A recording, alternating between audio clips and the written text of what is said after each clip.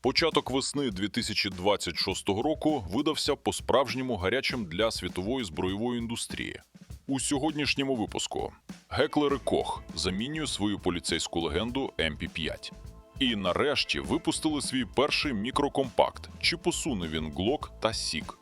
Ефенгершталь оновлює легендарний мінімі МК-3 і розгортає масштабне полювання на дрони.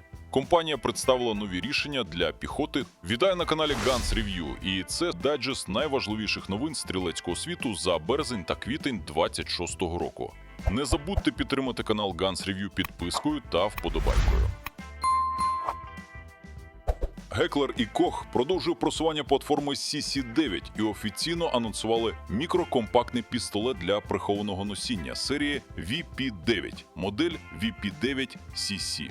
Для німецького гіганта, який традиційно фокусувався на повнорозмірній армійській та поліцейській зброї, це справжній прорив і є відповіддю на попит у цьому сегменті. Розробка та тестування моделі, включаючи жорсткі випробування екстремальними температурами, піском, багнюкою та тестів на падіння, тривали кілька років. Попри компактність, новий VP9 зберіг всі фірмові риси повнорозмірної лінійки, включаючи повноцінну планку Пікатінні, преміальний УСМ і отримав модульну систему руків'я зі 6 змінними накладками для ідеального налаштування під долоню стрільця. Optics Ready версії отримали нову систему кріплення, що дозволяє встановлювати приціли на 40% нижче, ніж у рішеннях з адаптерами. Для моделей з попередньо встановленою оптикою Геклер і Кох обрали новітній мікроколіматор закритого типу Vortex Defender CCW. У базовій комплектації присутня тритієва мушка та чорний цілик для швидкого захоплення цілі. В екстрактор пістолета інтегровано візуальний та тактильний індикатор наявності патрона в патроннику. Завдяки таким характеристикам VP9 має всі шанси посунути на ринку Sig Sauer P365 та Glock 43X.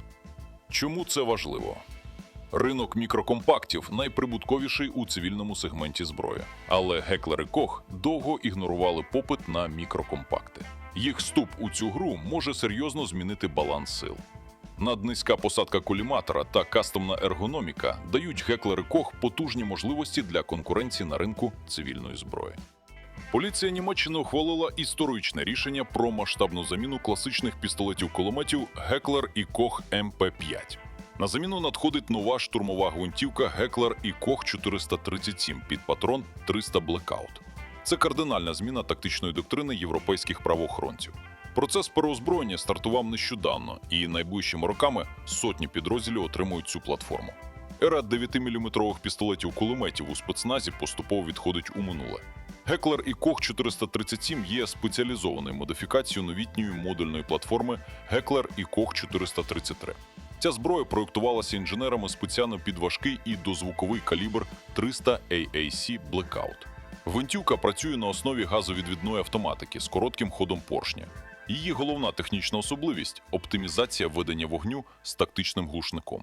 Зброя забезпечує максимальну тишу роботи механізмів та мінімальний викид порохових газів в обличчя оператора. Органи керування повністю двосторонні, що дозволяє швидко керувати зброєю в умовах щільної міської забудови. Поліція землі Шлезвіг-Гольштейн, Німеччина, вже замовила до 1700 таких одиниць для повної заміни старого арсеналу МП5. Цей крок виводить вогневу міць звичайних патрульних на принципово новий рівень. Платформа також повністю сумісна зі стандартними аксесуарами НАТО. Чому це важливо? Сучасні загрози та використання злочинцями бронежилетів зробили калібр 9 на 19 мм недостатньо ефективним калібром. 300 Blackout у форматі Геклер і Кох 437 надає поліції енергетику повноцінної штурмової гвинтівки та безшумність, яка перевершує легендарний МП5. На виставці BEDEX 2026 року у Брюсселі компанія Ефенгершталь представила власну інноваційну систему протидії безпілотникам. Бельгійці запропонували багатошарову концепцію оборони, що комбінує важке гарматне озброєння, кулемети та навіть рушниці. Цей підхід має на меті ефективно перехоплювати дрони на дистанціях від 100 метрів до 2 кілометрів. Головний фокус розробники зробили на боротьбі з малими комерційними БПЛА та швидкісними FPV-дронами. Для дальнього радіусу ураження використовується автоматизований гарматний компонент FN Defender, здатний працювати на дистанціях до 2 кілометрів. Базою середнього ешелону системи стала турельна установка Dual Light Multi-Weapon Mount. Вона оснащена двома перевіреними часом кулеметами FN MAC калібру 7,62 на 51 мм. Цей модуль ефективно закриває критичну дистанцію від 80 до 400 метрів, ідеально підходячи для знищення маневруючих квадрокоптерів. Найцікавішою інновацією став внутрішній рубіж оборони – спеціалізований стрілковий компонент. Він призначений для ближнього бою на дистанціях до 100 метрів і має на меті ураження FPV-дронів на низьких висотах. Вся система повністю інтегрується в єдиний цифровий комплекс виявлення та супроводу цілей. Такий ешелонований підхід дозволяє заощаджувати надзвичайно дорогі ракети ППО, використовуючи дешеву кінетичну енергію стрілецької зброї. Експерти на виставці вже відзначили експортний потенціал цього тактичного рішення, але залишаються відкриті питання щодо практичної ефективності. Чому це важливо? Досвід України у захисті проти агресії Росії фундаментально змінив підходи до збереження важкої та автомобільної техніки і захисті особового складу та цивільного населення. Тепер світові збройові гіганти переходять від теорії до масового виробництва спеціалізованих кінетичних антидронових комплексів. Бельгійська компанія FN Herstal провела глибоку модернізацію свого культового кулемета Мінімі до конфігурації МК-3. Одночасно бренд активно завойовує світовий ринок з новітнім ультралегким кулеметом Evolis. Ці дві платформи вирішують найголовніші проблеми сучасних кулеметників на полі бою – на стабільній інтеграції важкої оптики та радикальному зниженні ваги.